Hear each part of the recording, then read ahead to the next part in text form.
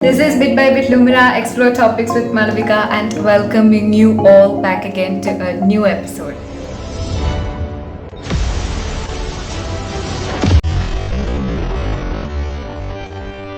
Nuclear technology ഇപ്പോൾ വളരെ പ്രാധാന്യം ഉള്ള ഒരു ടോപ്പിക്കാണ്. കാരണം ഇപ്പോൾ ഏറ്റവും കൂടുതൽ ന്യൂക്ലിയർ ടെക്നോളജിയുമായി അനുബന്ധപ്പെട്ട് ലോകത്തിന് ഒരുപാട് കാര്യങ്ങൾ നടക്കുന്നുണ്ട്. അതിപ്പോൾ യുദ്ധമായിക്കോട്ടെ, പുതിയ ടെക്നോളജി ആയിക്കോട്ടെ, കണ്ടുപിടുത്തങ്ങളായിക്കോട്ടെ, അതിലൊക്കെ ന്യൂക്ലിയർ ടെക്നോളജിക്കുള്ള പ്രാധാന്യം എന്ന് പറയുന്നത് വളരെ വലുതാണ്. സോ ഇന്നത്തെ ഈ ഒരു വീഡിയോയിൽ I am going to discuss with you about nuclear technology by saying about the basics of it. ഇപ്പോൾ when we say about nuclear technology, ആദ്യം തന്നെ നമ്മൾ കുറച്ച് കെമിസ്ട്രിയിലെ കാര്യങ്ങൾ പഠിച്ചിട്ട് വരുന്നതായിരിക്കും നല്ലത്. സോ നമുക്ക് ആദ്യം ബേസിക്സ് നോക്കാം. നമ്മൾ ന്യൂക്ലിയർ ടെക്നോളജിയെ കുറിച്ച് പറയുമ്പം ആദ്യം അറിയേണ്ട ഒരു ബേസിക് കാര്യം എന്ന് പറയുന്നത് വാട്ട് ഈസ് എൻ ആറ്റം എന്നുള്ളതാണ്. ഒരു ഗ്രീക്ക് വേർഡായ ആറ്റമോസ് എന്ന് പറയുന്ന വാക്കിൽ നിന്നാണ് ആറ്റം എന്ന് പറഞ്ഞ വാക്കിന്റെ ഉത്ഭവം. ഈ ആറ്റമോസിന്റെ അർത്ഥം എന്ന് പറഞ്ഞു കഴിഞ്ഞാൽ അൺകട്ട് ഓർ അൺഡിവൈഡഡ് എന്നാണ്. സോ ആറ്റം എന്ന് പറയുന്നത് ഒരു മാറ്ററിനെ സംബന്ധിച്ചിടത്തോളം ഒരു ബേസിക് യൂണിറ്റ് ആണ്. ഇപ്പം ഞാൻ ഉണ്ടാക്കിയിരിക്കുന്നതും നിങ്ങൾ ഉണ്ടായിരിക്കുന്നതും ഈ ലോകത്തുള്ള എല്ലാ സാധനങ്ങളും ഉണ്ടായിരിക്കുന്നതും ആറ്റംസ് കൊണ്ടാണ്. സോ ആറ്റം എന്ന് പറയുന്നത് ഒരു ബേസിക് യൂണിറ്റ് ഓഫ് മാറ്റർ എന്ന് പറയാം. ആൻഡ് ഇതാണ് നമ്മുടെ എലമെന്റ്സ് എടുത്തു കഴിഞ്ഞാൽ അതിൽ ഏറ്റവും സ്മോളസ്റ്റ് പാർട്ടിക്കിൾ എന്നും പറയുന്നത് ആറ്റമാണ്. ആറ്റം എന്ന് പറയുന്ന വാക്ക് ആദ്യമായിട്ട് കോയിൻസൈഡ് ചെയ്യുന്നത് ഒരു ഗ്രീക്ക് ഫിലോസഫർ ആയിട്ടുള്ള ഡെമോക്രിറ്റസ് ആണ് എന്നുള്ളത് മനസ്സിലാക്കേണ്ടതാണ്. ഇനി നമ്മൾ ആറ്റത്തിനെ കുറിച്ച് പറയുമ്പം ഏറ്റവും കൂടുതൽ ഇമ്പോർട്ടൻ്റ് ആയിട്ട് പറയേണ്ട ഒരു കാര്യമാണ് what is A part of an atom. ആ ആറ്റത്തിന്റെ പാർട്സ് എന്തൊക്കെയാണെന്ന്. ഇപ്പം നമ്മൾ സ്പേസ് എടുക്കുകയാണെങ്കിൽ അതിൽ സോളാർ സിസ്റ്റത്തിന് ചുറ്റും പ്ലാനറ്റ്സ് ഒരു ഓർബിറ്റിൽ കറങ്ങുന്നത് പോലെ നമ്മുടെ ആറ്റത്തിന് ചുറ്റും ഇലക്ട്രോൺസ് കറങ്ങിക്കൊണ്ടിരിക്കുകയാണ്. ഈ ഇലക്ട്രോൺസ് എന്ന് പറയുന്നത് നെഗറ്റീവ്ലി ചാർജ്ഡ് ആയിട്ടുള്ള പാർട്ടിക്കിൾസ് ആണ്. ആൻഡ് ഈ സോളാർ സിസ്റ്റത്തിൽ സണ്ണ് നമ്മുടെ സ്റ്റാർ ആയിരിക്കുന്നത് പോലെ ഈ പറഞ്ഞിരിക്കുന്ന ആറ്റത്തിന്റെ നടുവിൽ ഒരു ന്യൂക്ലിയസ് ഉണ്ട്. ആ ന്യൂക്ലിയസിന്റെ ഉള്ളിലാണ് പ്രോട്ടോൺസ് ആൻഡ് ന്യൂട്രോൺസ് ഇരിക്കുന്നത് എന്നുള്ളത് മനസ്സിലാക്കുക. പ്രോട്ടോൺസ് എന്ന് പറയുന്നത് പോസിറ്റീവ്ലി ചാർജ്ഡ് ആയിട്ടുള്ള പാർട്ടിക്കിളാണ്. അതേസമയം ന്യൂട്രോൺ എന്ന് പറയുന്നത് ഇറ്റ്സ് എ ന്യൂട്രൽ പാർട്ടിക്കിൾ, അതായത് അതിന് ചാർജ് ലെസ് ആണ് എന്നുള്ളത് മനസ്സിലാക്കുക. നമ്മളെപ്പോഴും ഒരു എലമെന്റിനെ കാണിക്കുമ്പോൾ സാധാരണഗതിയിൽ ഒരു എലമെന്റിനെ നമ്മൾ ഈ ഒരു രീതിയിലാണ് റെപ്രസെന്റ് ചെയ്യുന്നത്. അതായത് നമ്മളൊരു എലമെന്റിനെ എക്സ് എന്ന് കാണിക്കും. ആ എക്സ് എലമെന്റിന്റെ മുകളിൽ എ എന്ന് പറയുന്ന ഒരു ലെറ്ററും കാണാം, താഴെ സെഡ് എന്ന് പറയുന്നത് അഥവാ സി എന്ന് പറയുന്ന ഒരു ലെറ്ററും കാണാം. ഇതിൽ എ എന്ന് പറഞ്ഞു കഴിഞ്ഞാൽ അതിൻ്റെ അർത്ഥം മാസ് നമ്പർ എന്നാണ്. അതേസമയം സിന്റെ അർത്ഥം അറ്റോമിക് നമ്പർ എന്നാണ്. അപ്പോൾ ഇപ്പോൾ ഫോർ എൻ എക്സാമ്പിൾ പറയുവാണെങ്കിൽ ഹീലിയം എന്ന് പറയുന്ന ഒരു ആറ്റം എടുക്കുകയാണ്. ആ ഹീലിയം ആറ്റത്തിന്റെ മാസ് നമ്പർ ആണ് 4 ആൻഡ് അറ്റോമിക് നമ്പർ ആണ് 2. എന്താണ് ഈ മാസ് നമ്പർ? അതായത് നമ്മുടെ ഒരു എലമെന്റ് എടുക്കുകയാണെങ്കിൽ ആ എലമെന്റ് ഉണ്ടാക്കിയിരിക്കുന്ന എത്ര പ്രോട്ടോൺസും എത്ര ന്യൂട്രോൺസും കൊണ്ടാണ് എന്നുള്ളതിന്റെ സം ടോട്ടലിനെയാണ് നമ്മൾ മാസ് നമ്പർ എന്ന് പറയുന്നത് എന്ന് ബേസിക് ആയിട്ട് മനസ്സിലാക്കേണ്ടതാണ്. അടുത്ത നമ്മൾ മനസ്സിലാക്കേണ്ട കാര്യം വാട്ട് ഈസ് എൻ ഐസോടോപ്പ് എന്നാണ്. ഒരു ഐസോടോപ്പ് എന്ന് പറഞ്ഞു കഴിഞ്ഞാൽ സിമ്പിളായ കാര്യമുള്ളൂ. ഒരു ആറ്റത്തിൽ ഇപ്പോൾ ഒരു ആറ്റം എടുക്കുകയാണ്, അതിൽ സെയിം നമ്പർ ഓഫ് പ്രോട്ടോൺസ് ആണ്, പക്ഷെ അതിൻ്റെ ന്യൂട്രോൺസിൻ്റെ കൗണ്ടിന് ഡിഫറൻസ് ഉണ്ടെങ്കിൽ അതിനെയാണ് നമ്മൾ ഐസോടോപ്പ് എന്ന് പറയുന്നത്. അപ്പോൾ ഒരു ഐസോടോപ്പ് എന്ന് പറയുന്നത് ഒരു സിംഗിൾ എലമെന്റിന്റെ ഡിഫറെന്റ് ഫോം ആണെന്ന് നമുക്ക് പറയാൻ വേണ്ടി പറ്റും. എക്സാമ്പിൾ ആയിട്ട് പറയുകയാണെങ്കിൽ ഹൈഡ്രജന് തന്നെ ഹൈഡ്രജൻ 1, ഹൈഡ്രജൻ 2, ഹൈഡ്രജൻ 3, അതായത് ഹൈഡ്രജൻ 1, ഡ്യൂറ്റീരിയം ആൻഡ് ട്രീഷ്യം എന്ന് പറഞ്ഞിട്ട് 3 എണ്ണം ഉണ്ട്. ഇതിൽ ഹൈഡ്രജൻ 1ന്റെ നമ്മൾ മാസ് നമ്പർ നോക്കുകയാണെങ്കിൽ ഇറ്റ് ഈസ് 1. ആൻഡ് അതേസമയം ഹൈഡ്രജൻ 2ന്റെ മാസ് നമ്പർ 2 ആണ്. ആൻഡ് ഹൈഡ്രജൻ 3ന്റെ മാസ് നമ്പർ 3 ആണ്. ഇവിടെ വീണ്ടും നിങ്ങൾ ശ്രദ്ധിക്കേണ്ട കാര്യം പ്രോട്ടോൺസിൽ മാറ്റമൊന്നുമില്ല, ന്യൂട്രോൺസ് മാറുന്നതിനനുസരിച്ചാണ് ഈ സെയിം എലമെന്റിന് തന്നെ ഡിഫറെന്റ് ഫോംസ് വരുന്നത്.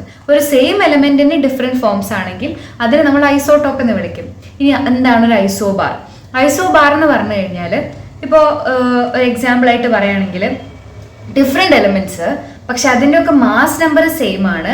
അതായത് അതിൻ്റെ പ്രോട്ടോൺസിന്റെയും ന്യൂട്രോൺസിന്റെയും എണ്ണം സെയിം ആണ്. അറ്റോമിക് നമ്പറിൽ ഡിഫറൻസ് ഉണ്ടാവുക. എക്സാമ്പിൾ പറയുകയാണെങ്കിൽ ആർഗൺ, അതേപോലെ പൊട്ടാസ്യം, അതുപോലെ തന്നെ കാൽഷ്യം, ഇതിൻ്റെയൊക്കെ മാസ് നമ്പർ എന്ന് പറയുന്നത് 40, 40, 40 എന്നാണ്. അതേസമയം ഇതിൻ്റെയൊക്കെ അറ്റോമിക് നമ്പർ എന്ന് പറയുന്നത് 18, 19, 20 എന്നാണ്.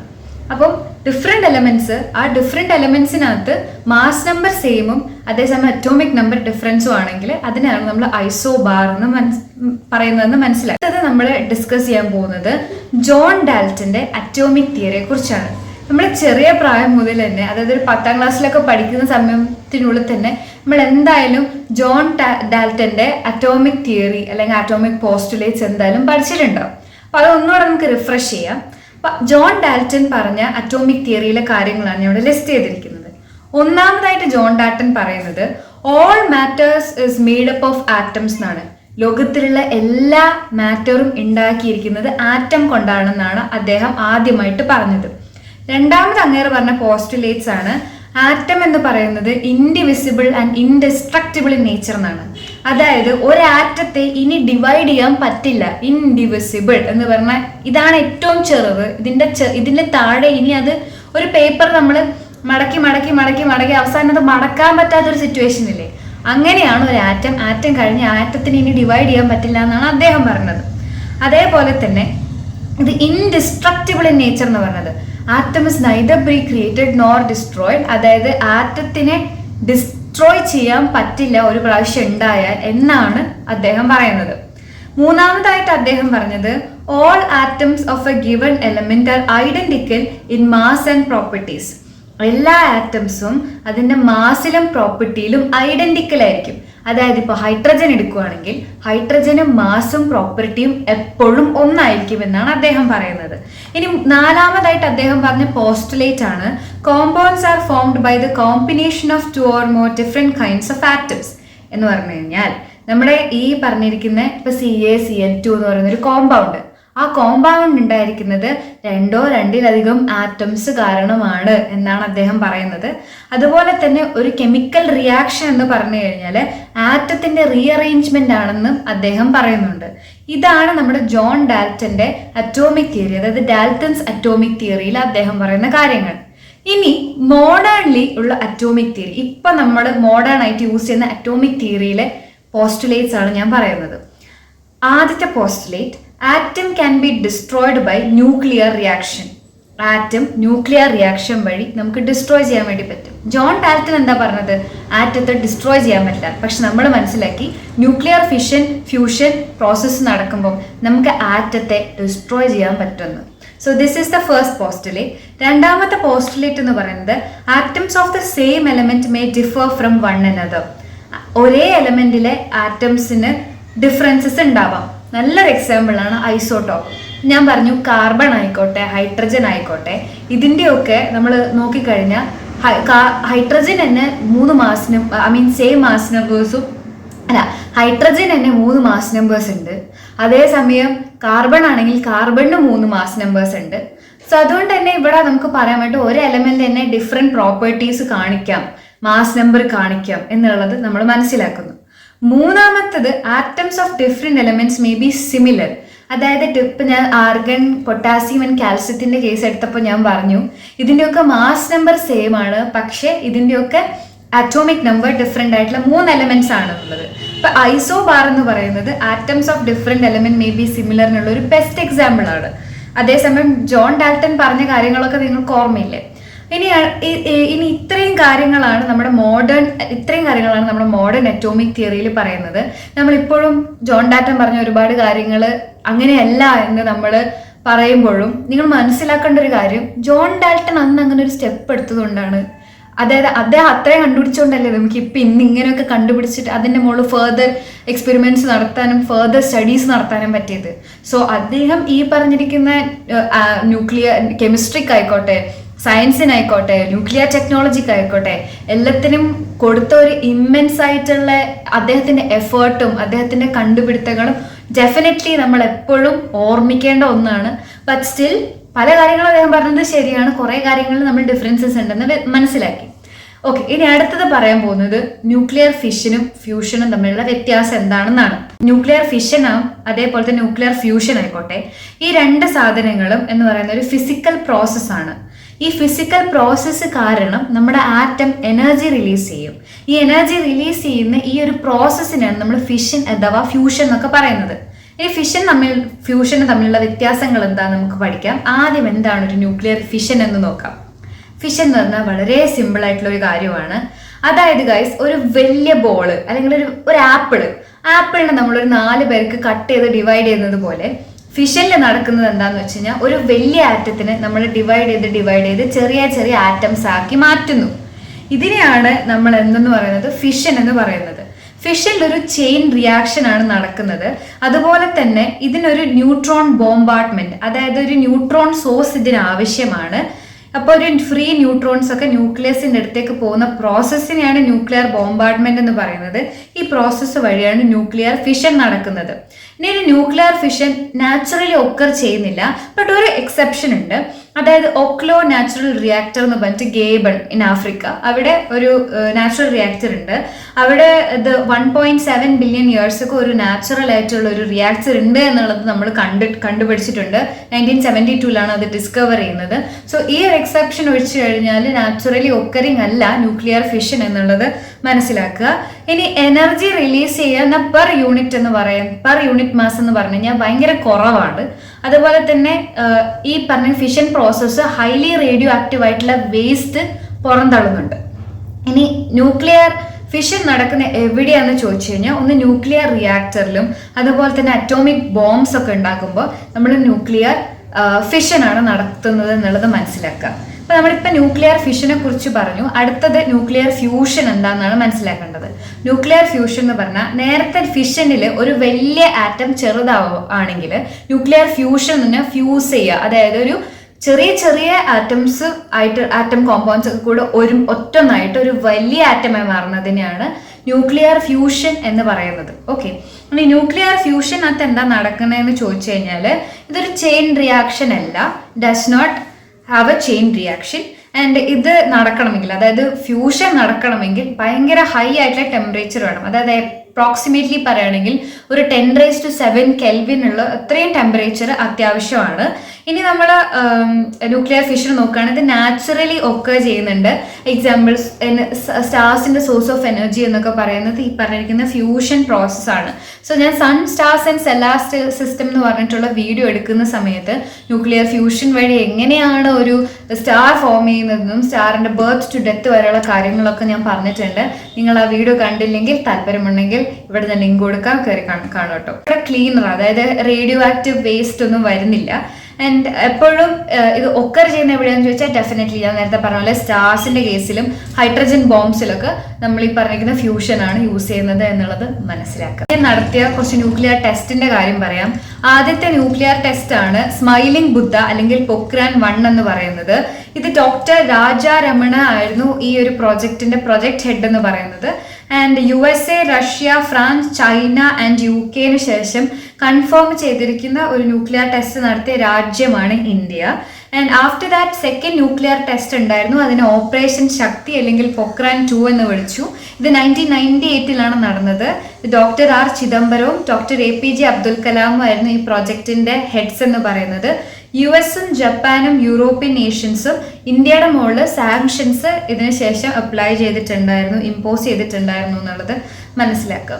ഇപ്പൊ നമ്മള് കുറെ ബേസിക് കാര്യങ്ങൾ പഠിച്ചു. ഇനി അടുത്തത് പഠിക്കാൻ പോകുന്നത് what is A nuclear reactor എന്നാണ്. ഒരു ന്യൂക്ലിയർ റിയാക്ടറിനെ കുറിച്ച് പറയുമ്പോൾ ഞാൻ ആദ്യം ന്യൂക്ലിയർ ഫിഷൻ റിയാക്ടർ എന്താണെന്ന് പറയാം. ഈ ന്യൂക്ലിയർ ഫിഷൻ റിയാക്ടർ എന്ന് പറഞ്ഞു കഴിഞ്ഞാല് ന്യൂക്ലിയർ ചെയിൻ ഫിഷൻ ആണല്ലോ, അപ്പൊ എന്തായാലും ന്യൂക്ലിയർ ചെയിൻ റിയാക്ഷൻ നടക്കും. അപ്പൊ ന്യൂക്ലിയർ ചെയിൻ റിയാക്ഷൻസ് ഒക്കെ റെഗുലേറ്റ് ചെയ്യുന്ന ഒരു ലോങ് പീരീഡ് ഓഫ് ടൈമിൽ റെഗുലേറ്റ് ചെയ്യുന്ന ഒരു ഡിവൈസിനെയാണ് ന്യൂക്ലിയർ ഫിഷൻ റിയാക്ടർ എന്ന് പറയുന്നത്. ഇത് പവർ ജനറേഷൻ ആയിക്കോട്ടെ, ന്യൂക്ലിയർ പ്രൊപ്പൽഷൻ ആയിക്കോട്ടെ, മെഡിക്കൽ അപ്ലിക്കേഷൻസ് മുതലായവക്കൊക്കെ നമ്മൾ ഈ ന്യൂക്ലിയർ ഫിഷൻ റിയാക്ടർ ഉപയോഗിക്കാറുണ്ട്. ഈ ചിത്രത്തിൽ ഞാൻ ഓപ്പറേഷണൽ ആയിട്ടുള്ള ന്യൂക്ലിയർ പവർ പ്ലാന്റ്സ്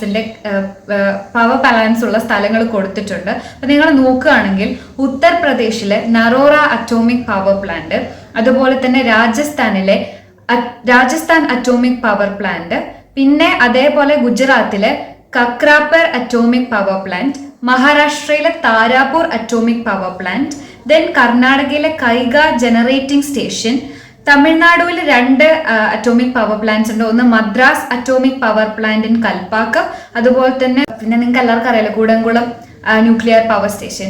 ഇത്രയുമാണ് ഓപ്പറേഷണൽ ആയിട്ടുള്ള ഇന്ത്യയിലെ ന്യൂക്ലിയർ പവർ പ്ലാന്റ് എന്നുള്ളത് മനസ്സിലാക്കേണ്ടത്. ന്യൂക്ലിയർ റിയാക്ടറിന്റെ ഓവർവ്യൂ ആണ് പറയാൻ പോകുന്നത്. ഒരു ന്യൂക്ലിയർ റിയാക്ടറിൽ എന്തൊക്കെ സാധനങ്ങളുണ്ട് എന്നുള്ളത്.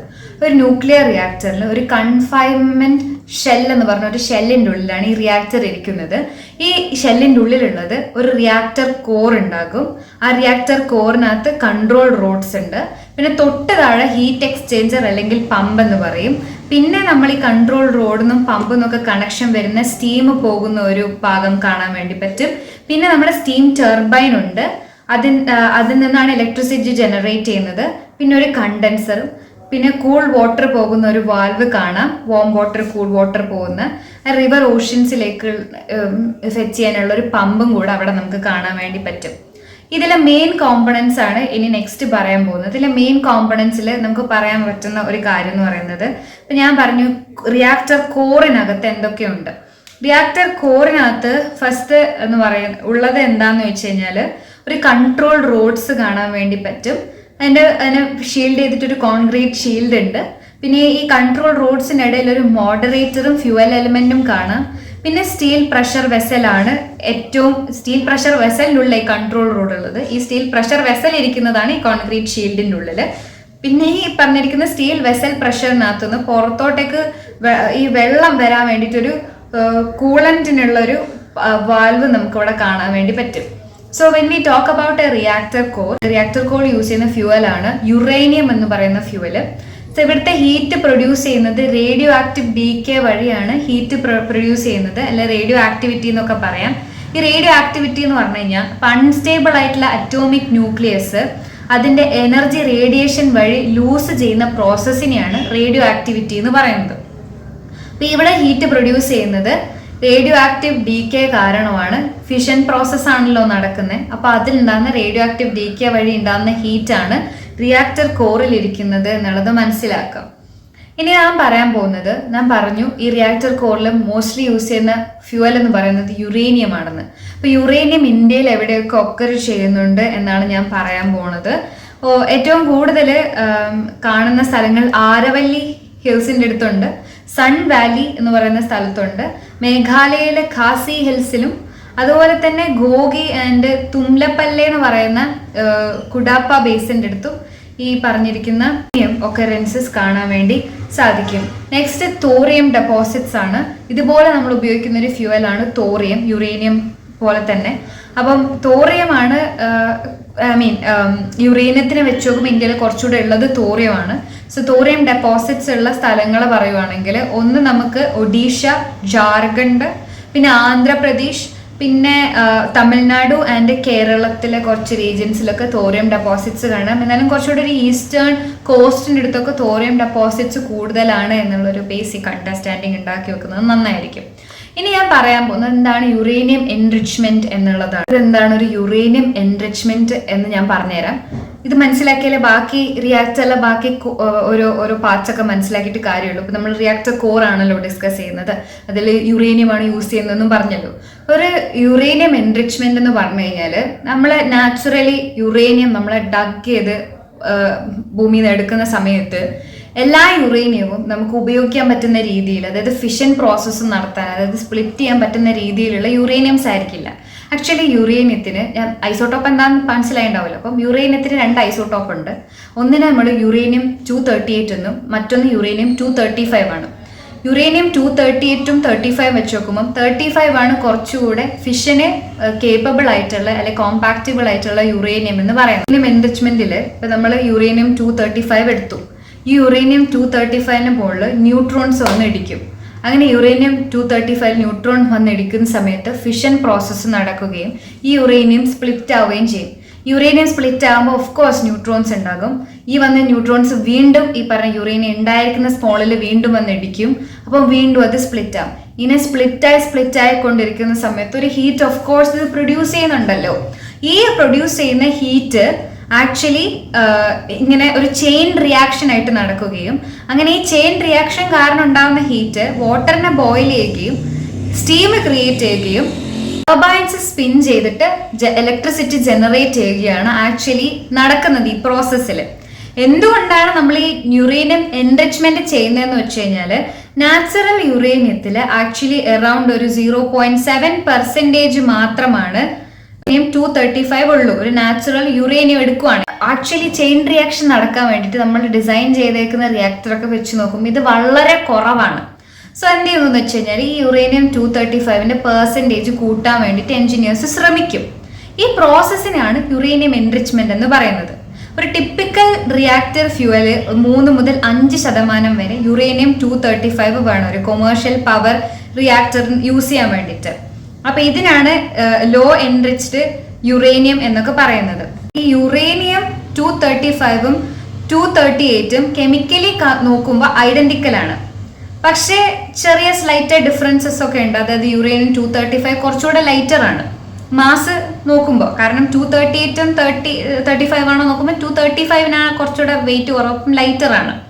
അപ്പൊ ഈ ചെറിയ ഡിഫറൻസ് ആണ് ഈ എൻറിച്ച്മെന്റ് സിസ്റ്റത്തിൽ നമ്മൾ ആക്ച്വലി 235 യൂസ് ചെയ്യാൻ വേണ്ടി കാരണമാക്കുന്നത്.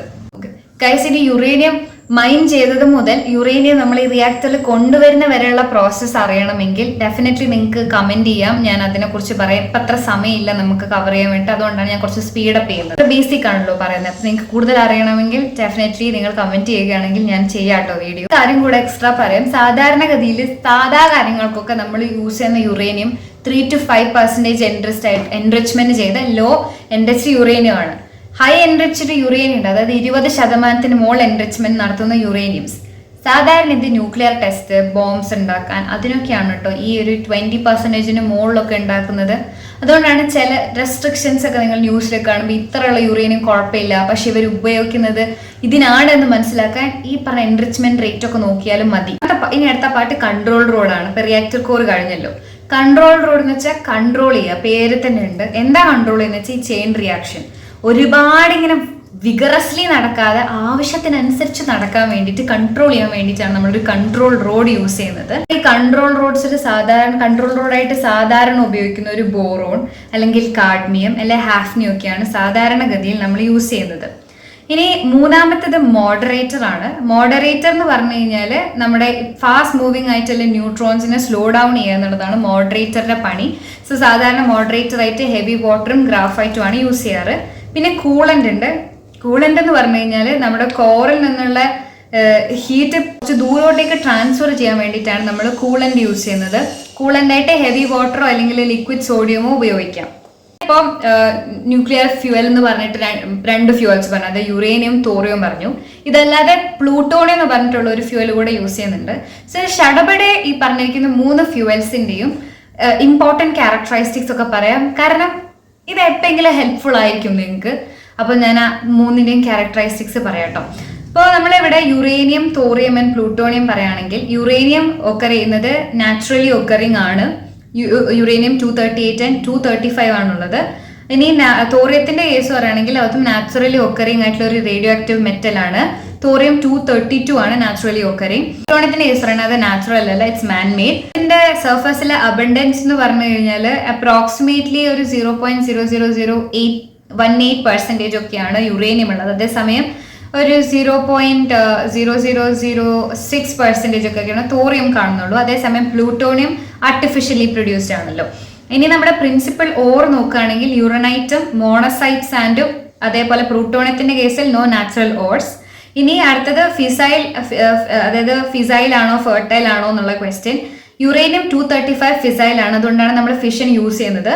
അതേസമയം യുറേനിയം 38 നോക്കുകയാണെങ്കിൽ 238 നോക്കുകയാണെങ്കിൽ അത് ഫെർട്ടൈൽ ആണ്. ഇനി തോറിയത്തിന്റെ കേസ് പറയുകയാണെങ്കിൽ യുറേനിയം 232 ഇസ് ഫെർട്ടൈൽ, 239 ഫിസൈൽ ആണ്. ഇനി റേഡിയോ ആക്റ്റീവ് വേസ്റ്റ് നോക്കുകയാണെങ്കിൽ നല്ല വേസ്റ്റ് യുറേനിയം ഉണ്ടാക്കുന്നുണ്ട്. അതേസമയം തോറിയം കുറച്ചുകൂടെ വേസ്റ്റ് കുറവാണ്. അതുപോലെ തന്നെ ഈ വേസ്റ്റ് ലോങ് ലിവ്ഡ് അല്ല, പെട്ടെന്ന് തന്നെ ഷോർട്ട് ലിവ്ഡ് ആ വേസ്റ്റ് പെട്ടെന്ന് തന്നെ മാറും. പ്ലൂട്ടോണിയം ഹൈലി ടോക്സിക് ആണ്. ഇനി എനർജി സെക്യൂരിറ്റി പറയുകയാണെങ്കിൽ ലിമിറ്റഡ് റിസർവ്സ് യുറേനിയത്തിന് നമുക്കുള്ളൂ, നമ്മൾ ഇമ്പോർട്ട് ചെയ്യാറാണ് പതിവ്. അതേസമയം തോറിയം ആണെങ്കിൽ കുറച്ചുകൂടെ അത്യാവശ്യം റിസർവ്സ് ഉണ്ട്. പിന്നെ ഇൻഡിജീനിയസ്ലി നമ്മൾ പ്ലൂട്ടോണിയം പ്രൊഡ്യൂസ് ചെയ്യുന്നുണ്ട്. ഇനി ഗവൺമെന്റ് കൺട്രോൾ നോക്കുകയാണെങ്കിൽ controlled under atomic energy act ആണ് യുറേനിയം. അതേപോലെ തന്നെ അറ്റോമിക് എനർജിന്റെ അണ്ടറിൽ തോറിയം കൺട്രോൾഡ് ആണ്. പിന്നെ ഇന്റർനാഷണലി തന്നെ പ്ലൂട്ടോണിയം ഹൈലി റെസ്ട്രിക്റ്റഡ് ആണ് എന്നുള്ളത് കൂടെ മനസ്സിലാക്കേണ്ടതാണ്. റിയാക്ടറിലെ ഉള്ളിലുള്ള ഏറ്റവും ഇമ്പോർട്ടൻ്റ് ആയിട്ടുള്ള കോമ്പോണൻസിനെ കുറിച്ചൊക്കെ പറഞ്ഞു. ഇനി അടുത്ത പറയാൻ പോകുന്നത് സ്മോൾ മോഡുലാർ റിയാക്ടർ എന്താണെന്നാണ്. ഒരു സ്മോൾ മോഡുലർ റിയാക്ടർ എന്ന് പറഞ്ഞു കഴിഞ്ഞാൽ it's an advanced nuclear reactor ആണ്. ഇതിന്റെ കേപ്പബിലിറ്റി എന്ന് പറയുന്നത് 300 മെഗാവോൾട്ട് ഓഫ് ഇലക്ട്രിസിറ്റി ഉണ്ടാക്കാനുള്ള അത്രയും കപ്പാസിറ്റി ഉണ്ട്. അതായത് ഒരു ട്രഡീഷണൽ റിയാക്ടർ എടുക്കുകയാണെങ്കിൽ അതിന് 1/3 ഇലക്ട്രിസിറ്റി ഓർ എനർജി പ്രൊഡ്യൂസ് ചെയ്യാനുള്ള ഒരു കപ്പാസിറ്റി ഉണ്ട്. എക്സാമ്പിൾ ആയിട്ട് നമുക്ക് കാരം എന്ന് പറയുന്ന അർജന്റീനയിൽ ഒരു സ്മോൾ മോഡുലർ റിയാക്ടർ ഉണ്ട്. അതുപോലെ തന്നെ ന്യൂ സ്കെയിൽ എന്ന് പറഞ്ഞിട്ട് USA ഒരു സ്മോൾ മോഡുലർ റിയാക്ടർ ഉണ്ട് എന്നുള്ളത് മനസ്സിലാക്കുക. ആക്ച്വലി നമ്മുടെ ഈ ഇന്ത്യയുടെ 3 സ്റ്റേജ് പ്രോഗ്രാം എന്ന് പറഞ്ഞു കഴിഞ്ഞാൽ ഹോമി ജെ ബാബ ഭയങ്കര എൻവിഷൻ ചെയ്തിരിക്കുന്ന ഒരു പ്രോഗ്രാമാണ്. ഇത് 3 സ്റ്റേജ് പ്രോഗ്രാമാണ്. എന്താണ് ഈ പ്രോഗ്രാം ഞാൻ പറഞ്ഞുതരാം. അതായത് ഇന്ത്യയുടെ 3 സ്റ്റേജ് ന്യൂക്ലിയർ പ്രോഗ്രാം എന്ന് പറയുന്നത് ഒരു ലോങ് ടേം സ്ട്രാറ്റജിയാണ്. ഇതിലൂടെ നമുക്ക് ലാർജ് എമൗണ്ട് ഓഫ് ഇലക്ട്രിസിറ്റി നമുക്ക് കൈവശമുള്ള ന്യൂക്ലിയർ റിസോഴ്സസ് വെച്ച്, അതായത് നാച്ചുറലി അവൈലബിൾ ആയിട്ടുള്ള ന്യൂക്ലിയർ റിസോഴ്സസ് വെച്ചിട്ട് നമുക്ക് ഉണ്ടാക്കാനുള്ള ഒരു പ്രോഗ്രാമാണ് 3 സ്റ്റേജ് ന്യൂക്ലിയർ പ്രോഗ്രാം എന്ന് പറയുന്നത്. ഇപ്പൊ ഇന്ത്യയുടെ കേസിൽ പറയുകയാണെങ്കിൽ ഇന്ത്യയിൽ യുറേനിയത്തിന്റെ റിസോഴ്സസ് കുറവാണെന്നും നമുക്ക് തോറിയം റിസോഴ്സ് കൂടുതലാണെന്നും അറിയാമായിരിക്കുമല്ലോ.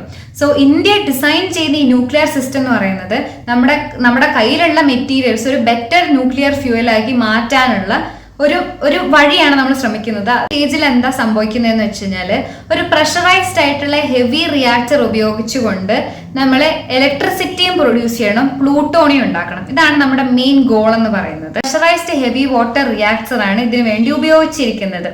സോ പ്രഷറൈസ്ഡ് ഹെവി വാട്ടർ റിയാക്ടേഴ്സിൽ നമ്മൾ ഹെവി വാട്ടർ ആയിട്ട് D2 ആണ് യൂസ് ചെയ്യുന്നത്, ഒരു മോഡറേറ്റർ അല്ലെങ്കിൽ കൂളന്റ് ആയിട്ട്. സോ ഹെവി വാട്ടർ എന്ത് ചെയ്യുന്നു എന്ന് വെച്ച് കഴിഞ്ഞാൽ ന്യൂട്രോൺസിനെ സ്ലോ ഡൗൺ ചെയ്യുന്നു.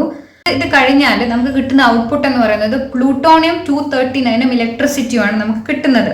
അതായത് യുറേനിയം 238 പ്ലസ് ന്യൂട്രോൺ ആണ് പ്ലൂട്ടോണിയം 239 എന്ന് പറയുന്നത്. രണ്ടാമത്തെ സ്റ്റേജിൽ എന്താന്ന് വെച്ചാൽ നമ്മൾ ഈ കിട്ടിയിരിക്കുന്ന പ്ലൂട്ടോണിയം 239 ആണ് നെക്സ്റ്റ് ഉപയോഗിക്കുന്നത്, ഫസ്റ്റ് സ്റ്റേജിൽ നിന്ന് ഒബ്റ്റെയിൻ ചെയ്തിരിക്കുന്നത്. ഇതിന്റെ കൂടെ നമ്മൾ നാച്ചുറൽ യുറേനിയം, അതായത് യുറേനിയം 235 238 മിക്സ് ഉള്ള ഒരു നാച്ചുറൽ യുറേനിയവും തോറിയവും നമ്മൾ ഉപയോഗിക്കുന്നു. ഓക്കെ, തോറിയം നമ്മൾ ആക്ച്വലി ഇവിടെ ഉപയോഗിക്കുന്നുണ്ട്. മെയിൻ ഒബ്ജക്റ്റീവ് എന്ന് വെച്ചാൽ കുറച്ചുകൂടെ ഫിസൈൽ ആയിട്ടുള്ള ഒരു ഫ്യൂവൽ ക്രിയേറ്റ് ചെയ്യാന്നാണല്ലോ ഒബ്ജക്റ്റീവ്. ഇപ്പൊ നമ്മൾ ഇവിടെ ഉപയോഗിക്കുന്ന റിയാക്ടർ എന്ന് പറഞ്ഞാൽ ഫാസ്റ്റ് ബ്രീഡർ റിയാക്ടർ ആണ് ഉപയോഗിക്കുന്നത്. ഇവിടെ ഒരു മോഡറേറ്റർ നമ്മൾ ഉപയോഗിക്കുന്നില്ല. അതുപോലെ തന്നെ ഇവിടെ കൂളന്റ് ആയിട്ട് സോഡിയം ആണ് ഉപയോഗിക്കുന്നത്. സോ ഔട്ട്പുട്ടായിട്ട് നമുക്ക് കിട്ടുന്നത് കുറച്ചുകൂടെ പ്ലൂട്ടോണിയം കിട്ടും. അതുപോലെ തന്നെ യുറേനിയം 233 എന്ന് പറയുന്ന ഒരു യുറേനിയം കിട്ടും. അതിന്റെ കൂടെ ഇലക്ട്രിസിറ്റിയും കിട്ടും. ഇന്ത്യ ആക്ച്വലി ഇപ്പോഴും സ്റ്റേജ് 2 എത്തിയിട്ടില്ല. ഭയങ്കര പരിശ്രമത്തിലാണ് നമ്മൾ സ്റ്റേജ് 2 എത്താൻ വേണ്ടിയിട്ട്. നമ്മുടെ first prototype fast breeder reactor current construction അണ്ടറിലാണ്. ഇത് കൽപ്പാക്കത്തുള്ള മദ്രാസ് അറ്റോമിക് പവർ സ്റ്റേഷനിലാണ് നമ്മളിത് സയന്റിഫിക്കലി നമ്മൾ റിസർച്ച് ചെയ്തുകൊണ്ടിരിക്കുന്നത്. ഇനിയിപ്പോൾ സെക്കൻഡ് സ്റ്റേജ് നടന്നെന്ന് വിചാരിക്കുക. അങ്ങനെയാണെങ്കിൽ മൂന്നാമത്തെ സ്റ്റേജിൽ ആക്ച്വലി എന്താ നടക്കുക എന്ന് വെച്ച് കഴിഞ്ഞാൽ ഈ ഫ്യൂവലായിട്ടുള്ള യുറേനിയം 233 എടുക്കുന്നത് സെക്കൻഡ് സ്റ്റേജിന് കിട്ടിയത്. ഇത് നമ്മൾ 232 ആയിട്ട് നമ്മൾ സറൗണ്ട് ചെയ്തിട്ടുള്ളൊരു ബ്ലാങ്കറ്റ് ഇതിനുണ്ടാകും. ഇത് നമ്മൾ അഡ്വാൻസ്ഡ് ഹെവി വാട്ടർ റിയാക്ടറിലേക്ക് ആഡ് ചെയ്യുന്നു. ഇതിൽ മോഡറേറ്റർ ആയിട്ട് ലൈറ്റ് വാട്ടറും കൂളന്റ് ആയിട്ട് ഹെവി വാട്ടറാണ് യൂസ് ചെയ്യുന്നത്. അങ്ങനെ നമുക്ക് ഔട്ട്പുട്ട് ആയിട്ട് യുറേനിയം 233 പ്ലസ് ഇലക്ട്രിസിറ്റി കിട്ടും. ഇതാണ് ആക്ച്വലി നമ്മുടെ ഈ 3 സ്റ്റേജസിൽ ബേസിക്കലി നടക്കുന്നത്. ഇറ്റ്സ് അബൌട്ട് നമ്മുടെ യുറേനിയം നമ്മുടെ 3 സ്റ്റേജിലുള്ള നമ്മുടെ പ്രോഗ്രാം നമ്മൾ എൻവിഷൻ ചെയ്യുന്ന ന്യൂക്ലിയർ റിയാക്ടർ സിസ്റ്റം എന്നൊക്കെ പറയുന്നത്. ഇനി ഞാൻ പറയാൻ പോകുന്നത് എന്താണ് ഒരു ടോക്കമാക് എന്നാണ്. ടോക്കമാക് എന്ന് പറഞ്ഞു കഴിഞ്ഞാൽ ഒരു എക്സ്പെരിമെന്റൽ മെഷീനാണ്. ഇത് നമ്മുടെ ഫ്യൂഷൻ പ്രോസസ് ഇല്ലേ, ഫ്യൂഷൻ, ആ പ്രോസസ്സ് കുറച്ചുകൂടെ അടിപൊളിയായിട്ട്, അതായത് കുറച്ചുകൂടെ നന്നായി നടക്കാൻ വേണ്ടിയിട്ടാണ് ടോക്കമാക് എന്ന് പറയുന്ന സാധനം യൂസ് ചെയ്യുന്നത്. ഒരു നല്ല എക്സാമ്പിൾ ആണ് international thermo nuclear experimental reactor. Southern ഫ്രാൻസിൽ ബിൽഡ് ചെയ്തിരിക്കുന്ന ഒരു എക്സ്പെരിമെന്റൽ ടോക്കമാക് ന്യൂക്ലിയർ റിയാക്ടർ ആണ്. ഇത് ആക്ച്വലി നമ്മുടെ 100 ന്യൂക്ലിയർ റിയാക്ടേഴ്സിലെ ഫ്യൂഷൻ റിയാക്ടേഴ്സ് എല്ലാം കൂടെ അടുപ്പിച്ച് വെച്ചാലുണ്ടാകുന്ന അത്രയും വലിപ്പം ഉണ്ടാകും ഒരു ഇന്റർനാഷണൽ തെർമോ ന്യൂക്ലിയർ എക്സ്പെരിമെന്റൽ റിയാക്ടറിനെന്ന് മനസ്സിലാക്കുക, ഒരു ടോക്കമാക്കിന് ഉണ്ടെന്ന് മനസ്സിലാക്കുക. ഇനി ഒരു വേറെ നല്ലൊരു എക്സാമ്പിൾ ആണെങ്കിൽ നമുക്ക് ചൈനയുടെ ഈസ്റ്റ് എന്ന് പറഞ്ഞൊരു ടോക്കമാക് ഉണ്ട്. ഇതിന്റെ പ്രത്യേകത എന്താന്ന് വെച്ച് കഴിഞ്ഞാൽ സണ്ണില്ലേ ടെമ്പറേച്ചറിനെക്കാട്ടും 10 times അത്രയും ഹോട്ടർ ആയിട്ടുള്ള ഒരു ടെമ്പറേച്ചർ ഉണ്ടാക്കി, അതായത് 288 മില്യൺ ഡിഗ്രി ഫാരൻഹീറ്റ്, അതായത് 160 മില്യൺ ഡിഗ്രി സെൽഷ്യസ് അത്രയും പീക്ക് ടെമ്പറേച്ചർ ഈ ടോക്കമാക്കിന്റെ ഉള്ളിൽ ഉണ്ടാക്കാൻ പറ്റിയെന്നാണ് ചൈന പറയുന്നത്. സോ അത് ചൈനയുടെ ഈസ്റ്റ് എന്ന് പറഞ്ഞിട്ടുള്ള ഒരു ടോക്കമാക് ഉണ്ട് എന്നുള്ളതും കൂടെ മനസ്സിലാക്കുക. പിന്നെ ഇന്ത്യ ഇതേപോലെ തന്നെ ഒരു ടോക്കമാക്ക് സ്വന്തമായി ഡെവലപ്പ് ചെയ്യാൻ ശ്രമിക്കുന്നുണ്ട്. And it's name is Aditya. ലാസ്റ്റത്തെ കുറച്ച് കാര്യങ്ങളാണ് ന്യൂക്ലിയർ ടെക്നോളജിയെ കുറിച്ച്. ഒന്നുമില്ല, ആപ്ലിക്കേഷൻ എന്താണെന്നാണ്. നമ്മൾ സാധാരണ ന്യൂക്ലിയർ എന്നൊക്കെ കേൾക്കുമ്പോൾ ഓ മൈ ഗോഡ് ബോംബ് മറ്റേ മറിച്ച അങ്ങനെയൊക്കെയല്ലേ ഓർമ്മ വരിക. അല്ലാതെ കുറേ ആപ്ലിക്കേഷൻസ് ആക്ച്വലി ന്യൂക്ലിയർ ടെക്നോളജി കൊണ്ട് വലിയ വലിയ ഉപകാരങ്ങളൊക്കെ ഉണ്ട്. കുറച്ച് ഉപകാരങ്ങൾ ഞാൻ പറഞ്ഞുതരാം. ഫസ്റ്റ് തിങ് ഈസ് നമ്മുടെ ഫുഡിലും അഗ്രികൾച്ചറിലാണ്.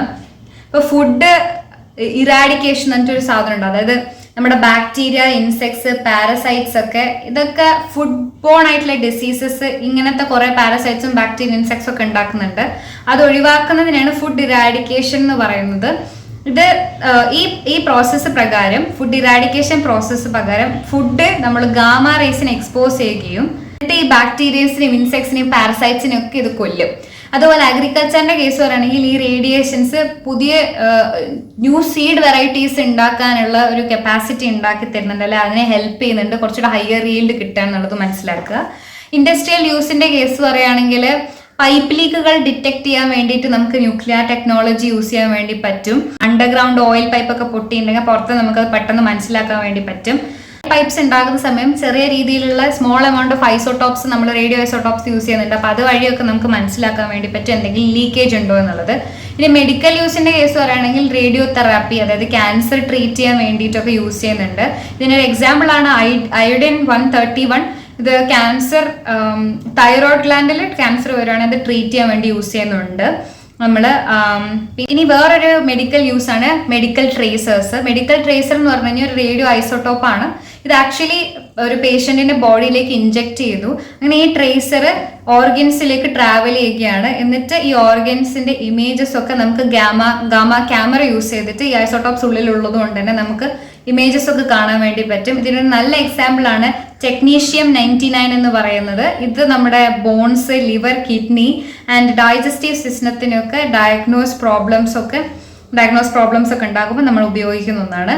പിന്നെ ഉള്ളത് റേഡിയോ കാർബൺ ഡേറ്റിംഗ് ആണ്. അതായത് നമുക്കൊരു ഓർഗാനിസം, ഒരു മരിച്ച ഓർഗാനിസം, അത് എത്ര കാലം മുമ്പേ ജീവിച്ചിരുന്നതാണെന്ന് നമുക്ക് ഡേറ്റ് ചെയ്യണമെങ്കിൽ ഓർഗാനിക് മെറ്റീരിയൽസിന് ഡേറ്റ് ചെയ്യാൻ യൂസ് ചെയ്യാം. നമ്മൾ കാർബൺ 14 ഒക്കെയാണ് ഇതിന് യൂസ് ചെയ്യുന്നത്. കാർബണിന്റെ എല്ലാ ഐസോടോപ്സും നമ്മൾ റേഡിയോ ആക്റ്റീവ് ആണ്, അതുകൊണ്ട് തന്നെ അത് യൂസ് ചെയ്യാവുന്നതാണ്.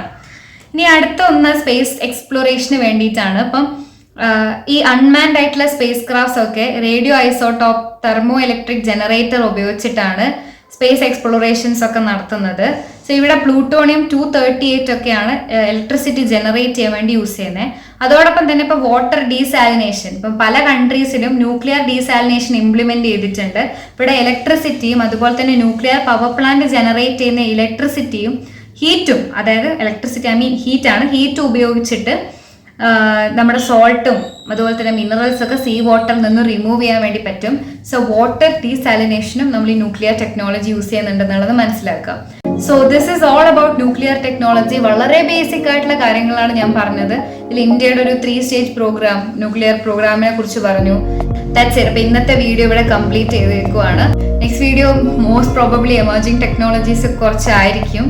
അല്ലെങ്കിൽ I be doing video of കോൺസ്റ്റിറ്റ്യൂഷൻക്ക് ഒരു വീഡിയോ കംപ്ലീറ്റ് ചെയ്യാനുണ്ട്, പാർലമെന്റ് ഓഫ് ഇന്ത്യയെ കുറിച്ചിട്ട്. അപ്പം ഞാൻ മേ ബി ഇതിലേതെങ്കിലും ഒന്ന് ഞാൻ സ്വിച്ച് ചെയ്തെടുക്കും. അത്രയേ ഉള്ളൂ ഇന്നത്തെ video. Thank you so much for watching. നിങ്ങൾക്ക് ഇഷ്ടപ്പെടുവാണെങ്കിൽ, ഇൻഫോർമേറ്റീവ് ആണെന്ന് തോന്നുവാണെങ്കിൽ പ്ലീസ് സബ്സ്ക്രൈബ്. അത്രയാണ്. ബൈ.